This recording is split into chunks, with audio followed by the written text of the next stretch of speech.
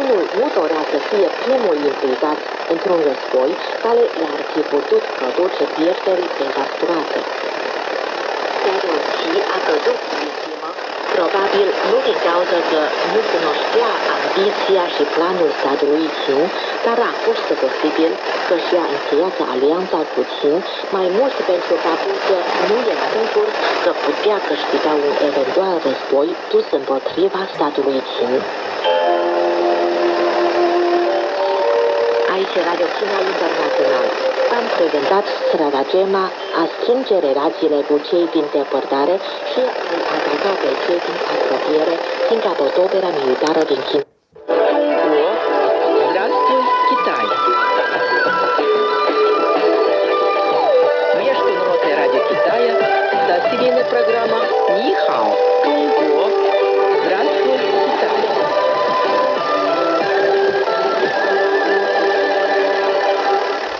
Слово на сегодня. Мянчао, лапша. Слава, ты там? Наверное, уже успел полюбить мянчао, китайскую лапшу. Особенно я хорошо разбираюсь в лапше быстрого приготовления. Я ее часто ем, когда жены нет дома. Очень вкусно и удобно. Ну, лапша быстрого приготовления появилась недавно. Другие виды китайской мянчао имеют длинную историю. Они занимают особое место в китайской кухне и играют важную роль в повседневном питании китайцев. Я тоже кое-что знаю о китайской лапше. Я пробовал самую разную мэнтяо. Например, пекинскую лапшу с соусом из свиного фарша и соевых бобов, очень острую сычуанскую лапшу дань-дань, рубленую лапшу, жареную лапшу. Да ее столько видов, что не пересчитать. О, да ты настоящий знаток мянчао. В Китае и правда много разных видов лапши, которые отличаются и по составу исходного сырья, и по технологии приготовления. Например, многие виды делают только вручную. Как правило, в Китае лапшу готовят из сырого теста.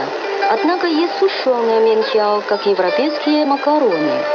Китайская мянчао бывает широкая, как ремень, и тонкой, похожей на нить. Есть цветная и пустотелая лапша. В Китае ее едят с разными соусами и бульонами. По-моему, уже пора открывать музей китайской лапши. Действительно, это продукт с очень длинной историей.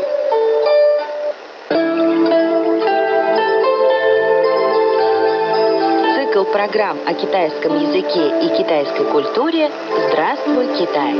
Ни хао, Чунго!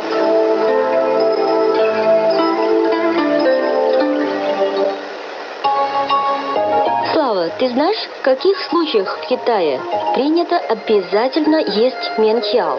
Да, я слышал, что специальную лапшу подают человеку, который отмечает свой день рождения. По-китайски ее называют чан шоу мянь, что переводится как лапша долголетия. Для ее приготовления раскатывают из теста всего лишь одну, но очень длинную полоску. Именинник должен съесть ее так, чтобы она не разорвалась. Это символизирует долгую и счастливую жизнь. Кроме того, особенно в северной части Китая распространен обычай встречать гостей с пельменями, а провожать с лапшой. Ведь в Китае пельмени символизируют единение, а лапша означает долгую дружбу. Можно сказать, в Китае существует целая культура мэнтяо. Да, между прочим, недавно была издана энциклопедия китайской лапши, так что советую тебе ее почитать.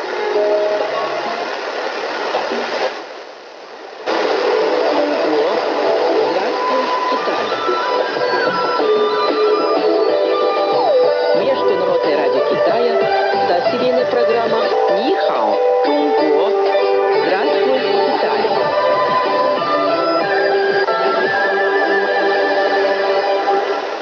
Слово на сегодня.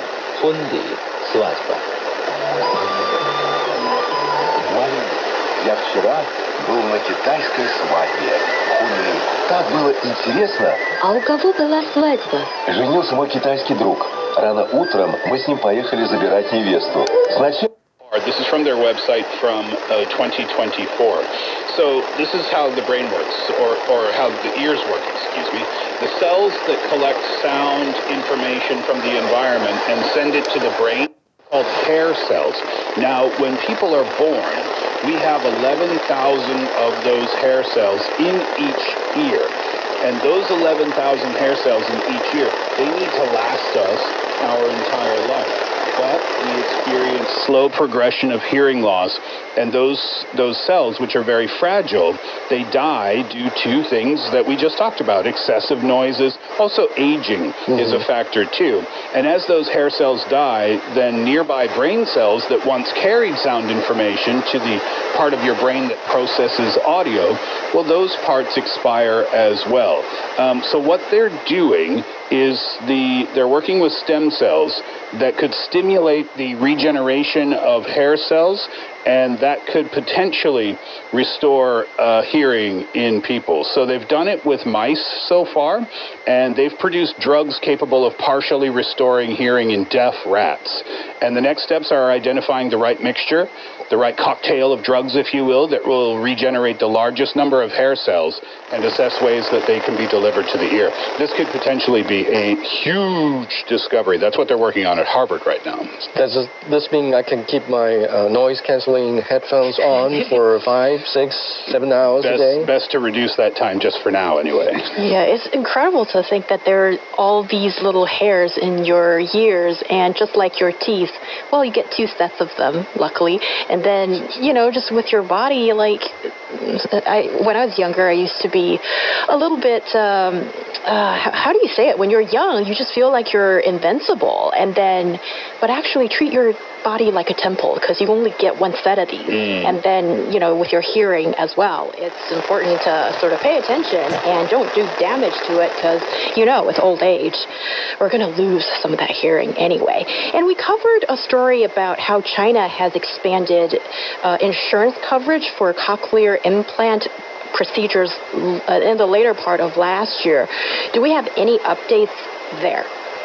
Well, the Beijing Medical Insurance Bureau recently announced that starting on March the 3rd, 2025, which is today, the city will adopt the results of the national bulk buying program for cochlear implants, making selected products eligible for medical insurance coverage. And so the notice also outlines how much insurance will cover for employed city residents who join the insurance plan. The project will pay 80% of the cost of selected cochlear implants, while the individual covers the remaining 20%. So if we end up paying for a 30,000 yuan cochlear implant, we end up paying 20%, which is 6,000 of it. If you are covered by the insurance. Yes, and there's a limit. There's a ceiling price, which is 32,400 yuan per implant. And you got to pick that is on the list chosen by the National Insurance Program. Otherwise, because we know cochlear implants can be very expensive, easily go to like 6 digits in Chinese yuan. So anything that's outside of the list, then that's not covered. And also, we've seen that up till now, there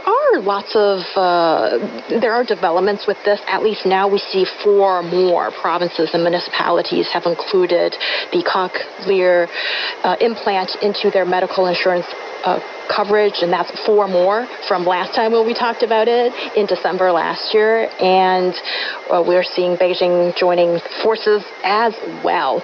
And what do we see as the possible steps that we can take to protect our hearing?